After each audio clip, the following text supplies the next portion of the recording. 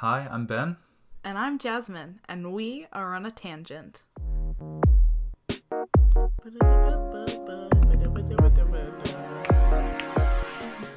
Okay, so it's a new year, new me.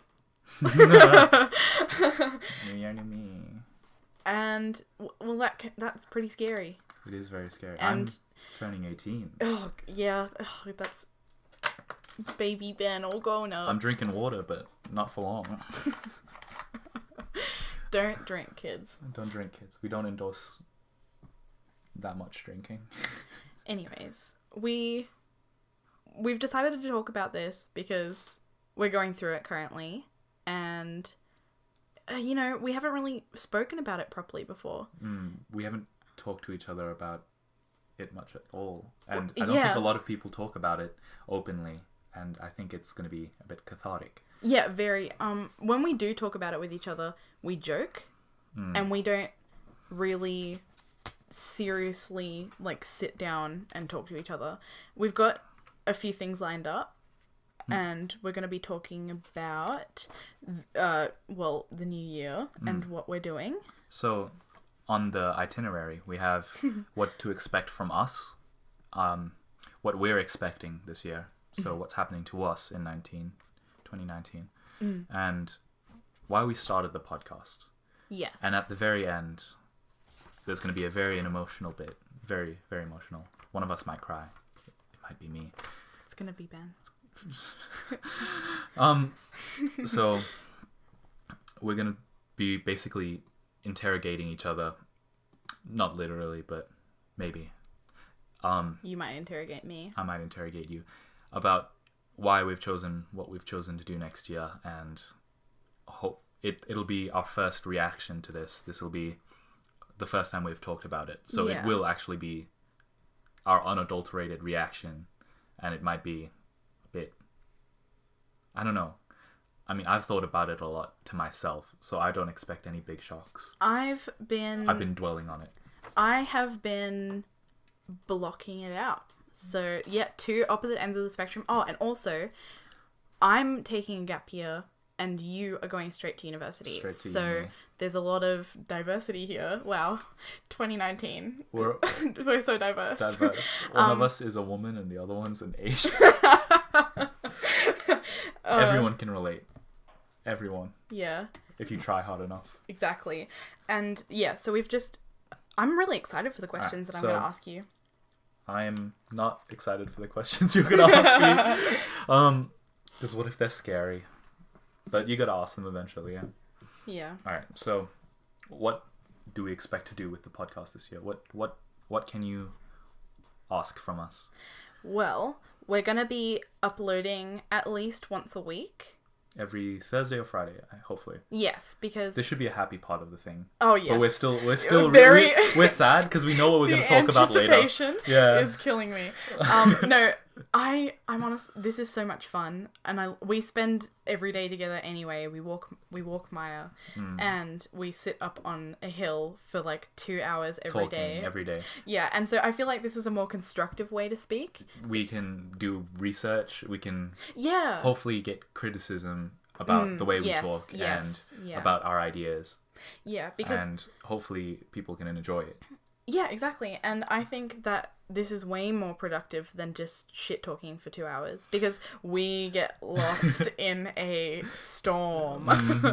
And yeah, that's why we originally decided to start doing the podcast, is because we have a lot of interesting ideas. But we also shit talk a lot. Yes, so we never really... It's not productive shit talking. And this is productive shit talking. So...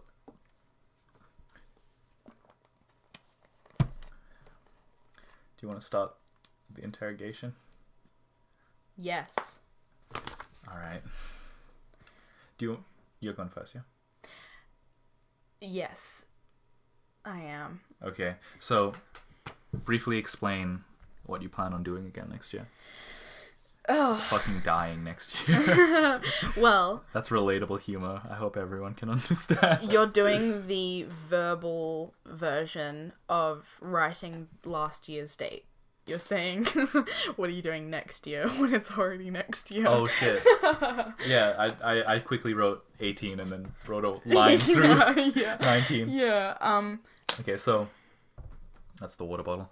So we be hydrated. we be hydrated. So we can cry. So we can cry. So we can have silky voices when we cry. Exactly. Salts. Oh, I was gonna say sultry, but Sultry. that's. I hope not. I hope not. All right. So you're taking a gap year. Yes. And what's the purpose behind this gap year? Why do you want to do it? Well, see, yeah, this is where it gets really difficult for me to answer because I know why, but I've not really talked about it, and it's because I am not that much. I'm not an independent person, and I'm organized, and I reckon I think I have a really good work ethic. I'm a good student. That is all I know how to be, and I don't know how to be the traditional sense of the word, an adult. Ooh, okay. That hit hard. I'm gonna tangent now. Yeah. You know how people say, I'm adulting. Is this how you adult? Oh, ooh. It's reflective on the people, but also, I mean, it's reflective on the emotion of like being scared of being an adult. Yeah, yeah. Like, am I adulting? Like, oh my god. It's quirky and it's supposed to be, oh my god, so quirky, so cool, but it's slightly true. The underlying emotion is sad. Yeah. It's sadness. Yeah, and that is currently, I don't know, I think the easy thing for me would have been to go straight to university and pursue what I want to do. And what do you want to do? I really want to be a teacher. A teacher. Yeah, I love learning. I am so... Do you like teaching though? I do. You like learning, but I love learning and sharing my experiences with others is something that I love. It makes me so happy, and I feel the best way that I can do that is through teaching. And I've always looked up to every single teacher I've had, even if I don't agree with how they teach, or if we just don't get along on a personal level, which is fine because you're not meant to. It's like, yeah. I still have so much respect, and I just love it. I feel it in my bones that I want to be a teacher. Jinx, you and me. Do you know what? On another tangent, I hate how much we say the same thing at the same time, and we're gonna catch it. It's gonna be recorded. I think we've done it a few times now, actually. Yes, yeah, and it's only 2 episodes in. Yeah, we have the same brain, and it's gross. But this is what you get when you're the same person, the same friend for 6 years, and hang out every day walking a dog for 2 hours on a hill. And do you know what? That's a lot of collective hours. Yeah. 365 times 5 times 2. Yeah, but do you know what? Wouldn't happen any other way, Ben. You know, 10,000 hours to master any skill? Yeah. We are pretty close to mastering mimicking each other. Oh my god. Okay. I think it's like 2,000 hours, if I did the math right in my head just then. Fun fact, our first, like, friend, like, proper, like, we had met each other and everything, but our, like, the foundation of our friendship was mimicking each other in drama class. Oh shit, yeah, true. Oh my god. Yeah, we met each other in drama class. That was the first time we started joking with each other. Yeah, and like she sticked up a finger gun, yes. and then I sticked up a finger gun, but my one had 2 fingers. And no, her one had 2 fingers, yeah. My one had 1 finger, and I looked down, and then I mimicked her, but the slight like change of adding a finger was just quite funny for some reason. Yeah, it's because you're stupid. No, that was magical. So, what are you worried about for like a gap year? Like, there's a lot of stuff like having freedom, not having like a goal every day. Yeah, so I am still counting this as like holiday because everyone else is on holiday still. Oh, so when other people are off holiday, you're gonna start working. Yeah, but I think that way. But also, I know I'm kicking myself like every day, and like I'm doing things every day. I guess that's the. I know. When you start a gap year, it really just means that you've started your life early. Like everyone, everyone who's choosing. That people say, oh, a gap year is just delaying responsibilities, No. but when you start uni, you have 3 months of holiday. But when Yeah. you start a gap year, you're immediately one of the people who are an adult and have no responsibility except a responsibility to yourself. Yeah. And that means it starts as soon as you finish school if you Yeah. decide to take a gap year. Yeah, and that's really scary. It's hard on you. Yeah, and I think, like, touching back on earlier, I am so worried about... Oh, I'm trying to worry less. So, but I'm pretty worried about not doing anything. But I am doing things, and Imagine getting to 2020 and looking back and realizing you've done nothing. That's fucking horrific. Like, that's horrifying to me. Because I mean, I'm a highly motivated person, and I can't just do nothing. So I have to be doing things. And so looking back on even like a week or a day and realizing that I've done nothing, it hurts me because and that's also why we like a really why we started the podcast on my end of things, like why I wanted to start the podcast is because we'll hang out every day, but like we said before, this is more productive. And I like that a lot more. It's also enjoyable, I think. Yeah, very. I think, okay, even if you're not an 18-year-old student, you're a 30-year-old man working a job, you are still on a gap year in a way. You still have the same freedom as an 18-year-old. And I hope you can relate to the idea, the sentiment that you should work, you should be productive with something you enjoy. Yeah, yeah. And that you have I a agree. responsibility to be productive and have fun. So Yeah. what are you excited about? You have a full year off. That's another way of phrasing it. What are you excited about? Well, I'm really...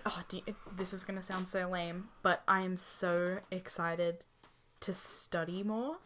Because I legitimately have a notebook that I kept of things teachers would bring up that interested me, but we weren't learning about. So you're going to research them on your own? Oh my god, yes. You should write... You should I- probably like write out what you learn, like in note form, so you can review it later, so you can actually prove that you're learning something. I plan on giving myself fake essays. Really? Yeah. Oh my god. It's really lame, but I loved Nick. One of the best teachers I've ever had, a history teacher. He would tell us like we could either do Russian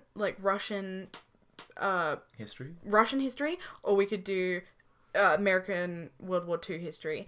And so we had those two choices, and it was like up to the class, and all the choices that we didn't do I really want to learn about, and especially Danelle and Mike, two other amazing every history teacher at that school, magnificent. I love them so much. They had history at Lake Tarragon College had such a big effect on me. I could tell. Yeah, I love it. And I mean, you're still doing assignments, and you're not even there anymore. Yeah, and so I did really bad in Nick's class though. Really? Yeah. And I hate disappointing teachers who you like. Yeah. And who like you. Yeah. Because it's... It hurts. If Bridget, what's her last name? I had a teacher named Bridget, and I disappointed her. And if she ever listens to this, I'm sorry. If Nick ever listens to this, which he probably won't, I'm so sorry. I actually don't remember Bridget's last name. I learned now. so much. What's Nick's last name? Do you remember? No, I do. Wait. Bridget Martin. There we go. I'm calling her out. Well, Nick... I'm not calling her out. She's a pretty good teacher. Like Nick, right? I'm calling you out for being the best teacher I've ever had. I accidentally got moved out of his class. Tragic. Yeah, I said that I wanted to do ancient history, and then I just got moved into a different modern history class. Honestly. And then I was too embarrassed to change back. It was bad. Alright, here's my next question. Wait, I'm not done. Okay, go ahead. I plan on... I think I was literally just going to say, I really just want to learn about Russian history. That's something that I'm excited about doing. Yeah, and reading all the books that I haven't had time to read. Like fantasy, like shitty books. Why? Yeah, young adult. That's the dream. Yeah, because I've said that's the dream too many times. That's okay, because you know what? That's the dream. Yeah. Yeah, I'm just so... I'm my head. Stop saying the same things I say. But yeah, I'm so excited to not only keep learning, but just do things that I haven't had time for in a while. So read shitty books, watch shitty movies that have no learning value in them. They're just shit. And yeah, I'm really excited about that. Okay. Yeah. You've never been away from school since kindergarten, and you don't remember much before that. No. So, do you think after working every year non-stop at school all this time, taking a break is going to make you lose your will to work? Like, you're never going to get back into it. You're never going to force yourself to, because you'll feel like, oh, just relaxing is so much better. Yeah, that I am worried about that, but as we've talked about before, you like learning. Yeah, I really do. And whenever I can't remember exactly. I'm pretty sure maybe Julie, the principal, she's amazing. I think she was talking about how you never stop learning. After even when you leave, just don't think that's when you're going to stop learning. You're always learning, and I 100% agree with that. People tend to make the mistake of associating like school and learning. Yeah. They shouldn't be connected like directly. You can if you wish to pursue a career in anything, or if you want to spend your time doing anything, if you're not learning in what you're doing, it's not worth it almost. You can't spend every day just pushing a button. Yeah, exactly. If the button pressing doesn't get harder. The analogy broke down. Yeah. So yeah, you know you're gonna go back because you're gonna study. Yes, and I think that's good advice for anyone. If you know what you want to do, you just go to it, and it's not ever gonna like draw you away from like relaxing or anything. Yeah, and I think when you see, it's so hard because for people who don't know what they want to do, it's really scary leaving school because they can go on a gap year, which is what most people who don't know what they want to do, and that's good because you expect to find I think that's perfectly fine as well, just going on a gap year to make a living while you decide what you want to do. I mean, if what you want to do is make a living while just doing what you want to do in your spare time, that's fine as well. I think it's people tend to call it a gap year, but they're just lying to themselves because they don't want to be under scrutiny. Yeah. And I think people need to worry less about being scrutinized for just taking a year to work or taking this time to just decide I want to work and just spend my free time doing what I want to do for the rest of my life. Yeah. And that's fine. Yeah, we have a few friends that do that, but back to a question you asked me before, I just remembered about worrying. I'm really worried that taking a gap year looks lazy. It looks lazy. Scrutiny and laziness. And that just you reminded me, because even though I feel like I have to overcompensate. Yeah. And I feel like I have to, like what we were talking about before, like it would suck to look back on this year and realize that you haven't really accomplished much, but I feel like you're always accomplishing something in a way, even if it's not big things. Like it's different. If it's different for me because I'm really motivated. And I'm always doing something. And you're just amazing, Jasmine. I'm just so cool. I've got no flaws whatsoever. No flaws, highly motivated. But you are also... I'm really great at zoning out for days on end. Really? Oh, yeah. No. Why do I even have to ask like, that? Literally, I will go on my phone watching videos, Snapchat, Facebook. I can't do that. For days. I know when I'm doing it. But, see, I think I've made the decision that I want to waste my time doing that sometimes. And other times I'll catch myself and I'll realize it's been half a day and I probably didn't want to make that decision, but I habitually did it. Yeah, so you don't agree with me when I say that you don't accomplish things when you don't set out to accomplish things? Yeah, no, because I'm great at... Yeah, no, I have to try to do things.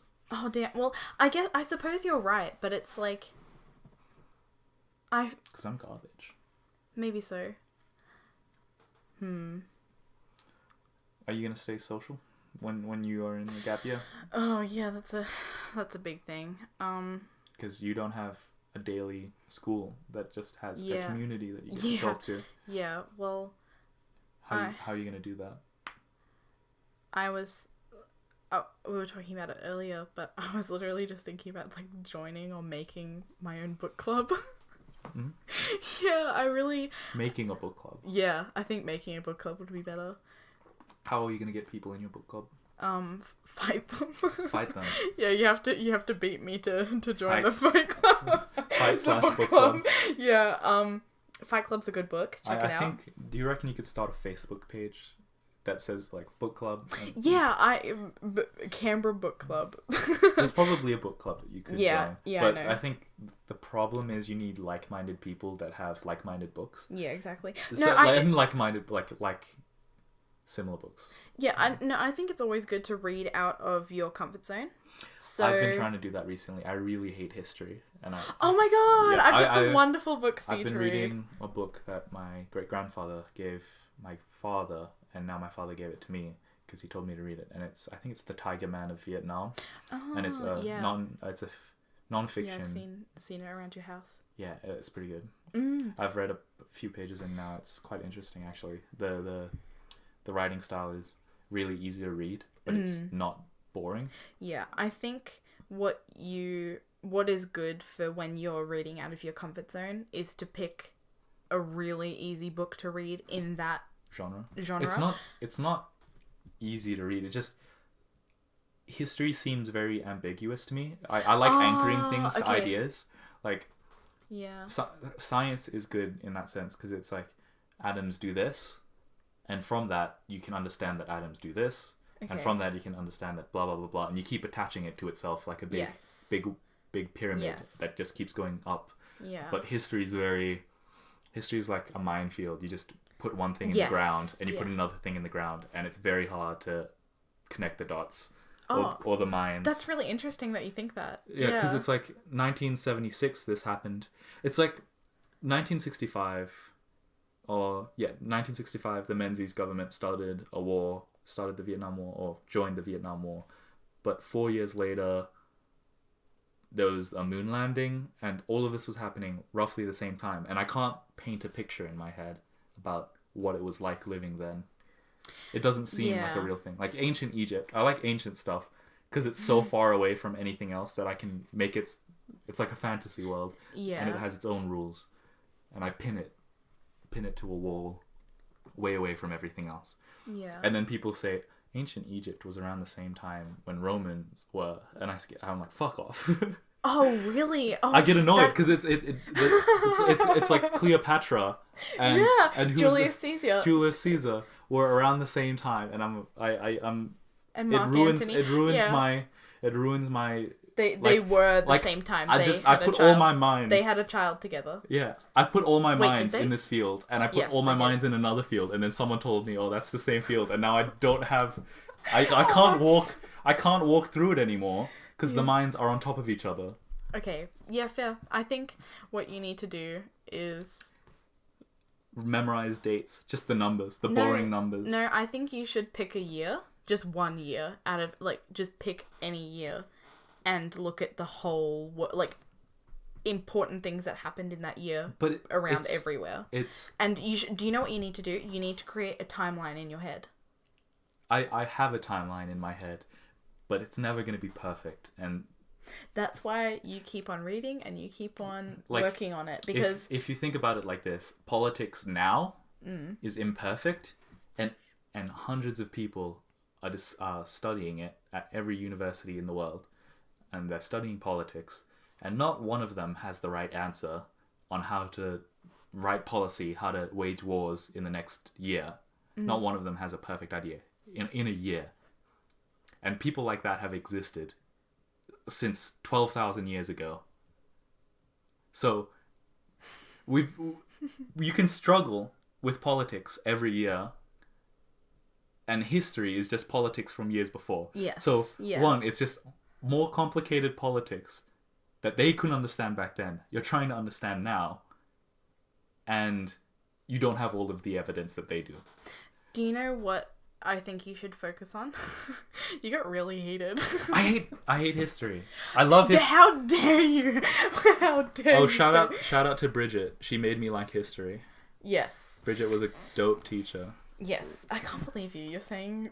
Okay, anyway. In front of me. Right before my eyes. Do you know, I think you need to focus on the fun things. History is fun because it's very characteristic. It's like, it has a lot of personality. Yeah, of course. Like how people used to throw stones with words on them.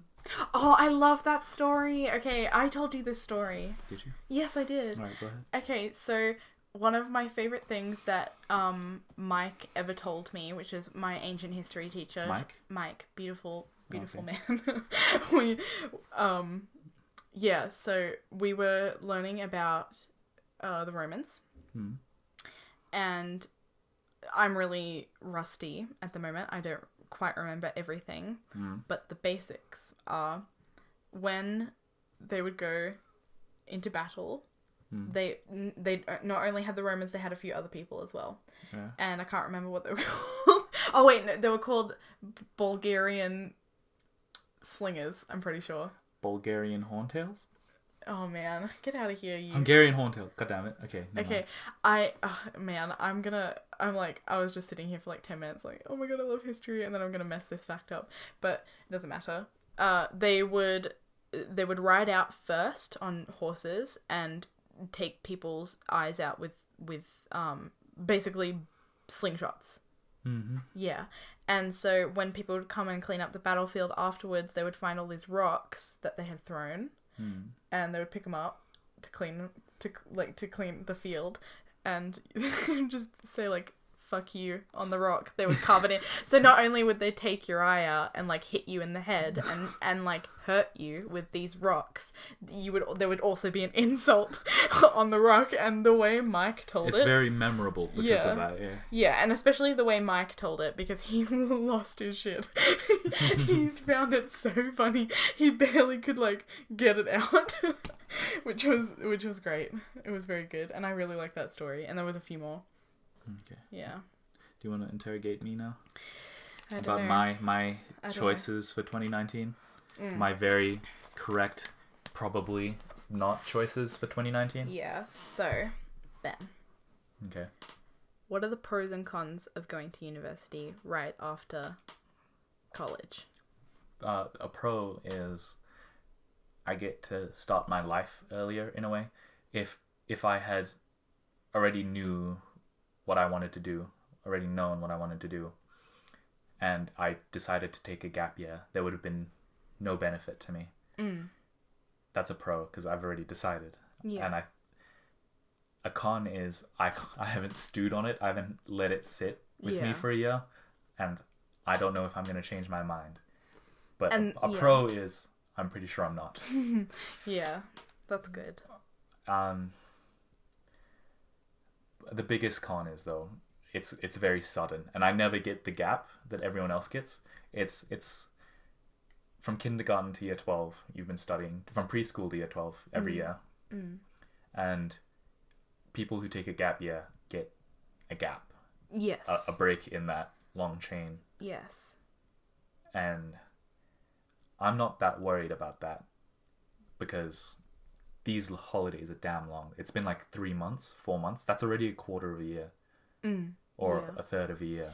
Yeah, and how does that feel, like having such a long break for you? I've forgotten what it's like to have a daily schedule. Yeah. Oh, yeah. That's another thing. A really big thing that I'm gonna make you start doing, because I've made Ben start journaling, but I'm gonna make you start like writing a to-do list every day. Because that's what I've been doing. I don't have that many things to do, and usually when I have something to do, I do it straight away. Do you know what? doesn't matter. You should at least, this will help you so much, because I'm still counting myself on holidays, like I said before. But even if I'll like say, I'll write it down and I'll say, I'm going to wake up at 8 a.m. tomorrow to do my washing. And that's only one thing. And I could do it at any time in the day. But if I set like 8 a.m., this is what I'm doing, it just makes you feel way better. And I reckon that will help you a lot.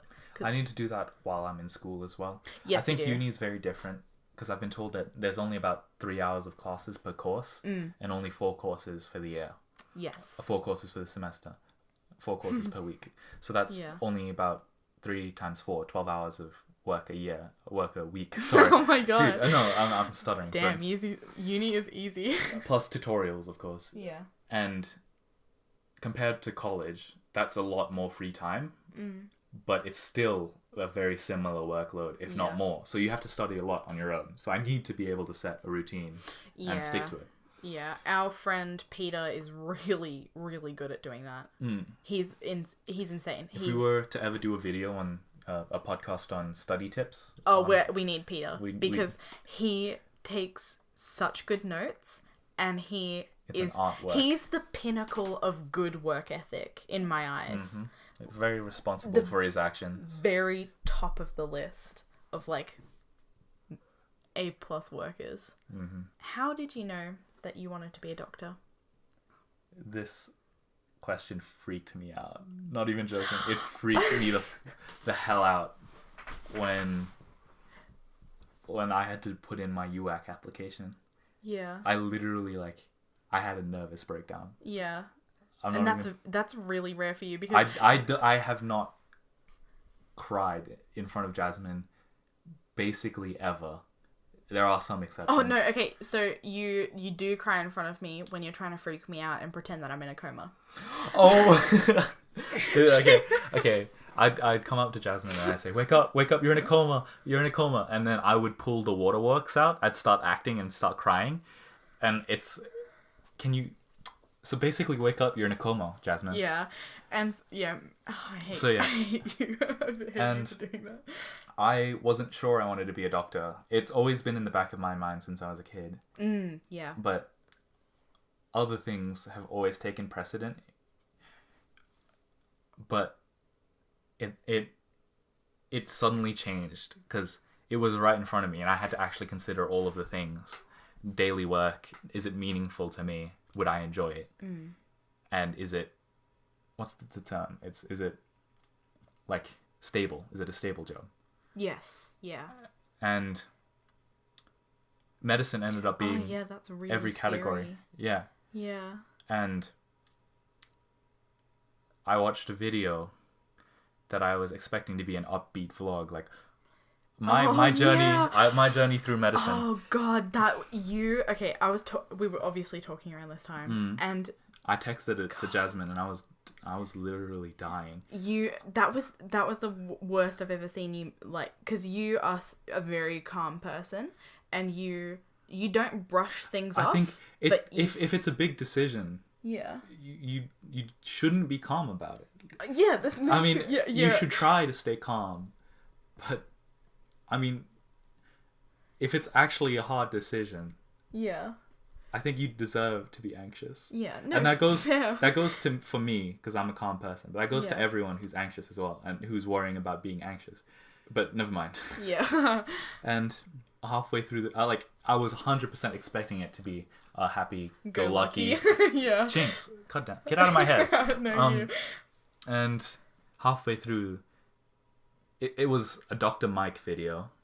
And shout out to Dr. Mike. He obviously needs the viewers. He doesn't have 2 million people on his subscriber list or anything. And it was his his interview thing. You have to do an interview to get into med school. Yeah. And it was really nice the whole time. And then all of a sudden, he Dr. Mike, the YouTube video, he said, if you want to go into medicine, when they ask you in the interview why you want to be a doctor, you have to know. You have to know why you want to be a doctor. It's terrible if you don't know. And as soon as he said, it's terrible if you don't know, I instantly, like, Dread. I broke down. I literally did not know why being a doctor has been in the back of my mind for so long. Yeah. And that video literally made me, like, reconsider, like, double think, and, like, literally almost, well, not literally, I literally broke down crying. Oh no. Yeah. And I've been thinking about it a lot, and I've come to terms with it. Oh man. I've literally, like, I've decided, and I've told myself why, and I've figured it out, why it's always been in the back of my mind. It's a pretty long story. Yeah, we talking about that. It took you a while. It didn't just happen. Yeah. When I am feeling horrible, I go up to the hill where we walk Maya on my own, and there's a wooden seat with a wonderful view, and I literally just sit there at 2 a.m. on my own, just thinking. Yeah, you know, when you had come to that, I can't remember. I think it was just a horrible few days for us, and we decided to just go for a massive walk at like 4 a.m. It was sad. It was, yeah. Oh my god. I think we've only done that like twice, ever, or once, and that was that time. But yeah, we just went on a massive walk because what was I having trouble with? I think it was literally about having a gap year. Like I felt so lazy I felt like it was the easy way out. And I was really struggling with that. And it's a hard decision. It really is. Yeah. Either way, going to university or taking a gap year, that's hard. There's a level of remorse to choosing something when you know there's a lot of options. Yeah, that's exactly right. Yeah. Because if there's 12 houses and there's one house that you know is the best one, even if you choose that best house, there'll be an idealized alternative house option in your mind, which will just be, what if I went to this house? What if I went to this house? All of the 11 other houses that had slightly better features. So maybe house 2 had a 2-car garage, and house 3 had a big kitchen. And in your head, you'll be thinking about all of these houses that wasn't the one you chose as one house. Yeah.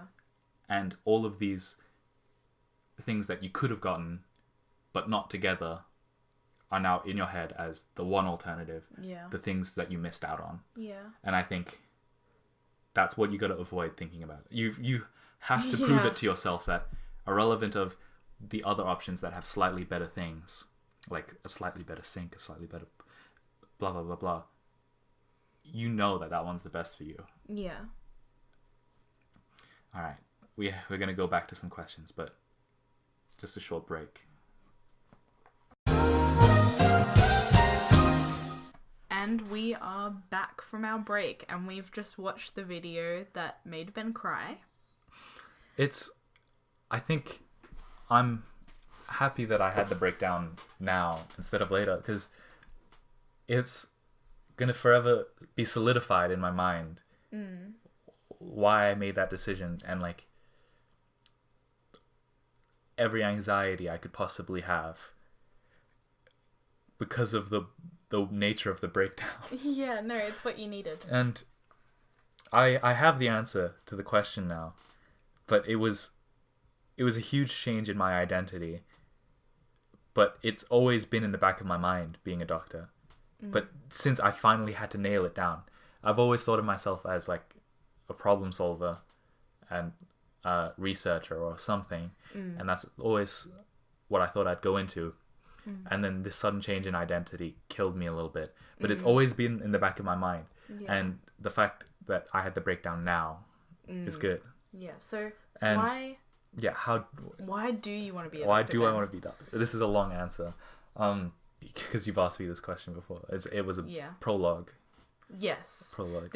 I asked you this, and you told me this when we went on that really sad walk. Why were we so broken? It breaks you. Leaving school breaks you, but there is hope, guys. Okay, and so my mum told me a story when I was a kid about why she wanted to be a nurse, and that stuck with me. She didn't remember the story, and when I told it to her, she didn't remember telling it to me. but it stuck with me when I was a kid. Yeah. And it stuck with me until I had to make the decision. And I think that was partially the thing that stuck with me. And I said stuck with me like 3 times. Is it 5 times. It really stuck with you? It's true though. It's the main thing that shaped me. Yeah. And the story goes roughly like this. Her dad got really sick and they had to go in to a hospital, and it took a long time to go to the hospital and get him serviced. Like a car. Like a car. And it took a long time once he was there to get what he needed. So to get there to get what he needed. And my mom on that, my mom made the decision then to be a nurse so that she could always be the one who snuck drugs. She's cheeky, so she said I could always be the one who sneaks drugs to my family. Make sure they're all good all the time. Yeah. But obviously, and that is literally what she does. But legally, 100% legally. She's caring. She's lovely. Yes. And I love you, Mom. During college, the same grandfather in that story and my great grandfather died in first year and second year 11 and year 12. Yeah. And that story came back to me because they lived in rural areas. I don't know, but the combination of those 3 things, their deaths and the story, the 2 deaths and the story, coming up to when we had to put the UAC applications in, it was that story versus the identity I built up for myself. The gut punching video from Dr. Mike. Man. And even when I watched it, I was like, oof. Yeah. Damn. And the stories and the deaths won, because obviously I've applied.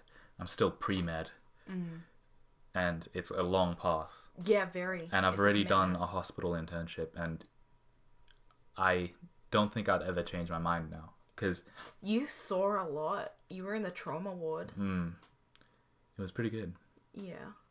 But that's the end of that question. It was a long question. Yeah, but like touching on that, a big thing that you always talk about when you like discuss the end of your medical journey is you wanna do Doctors Without Borders. Oh, okay. Yeah, so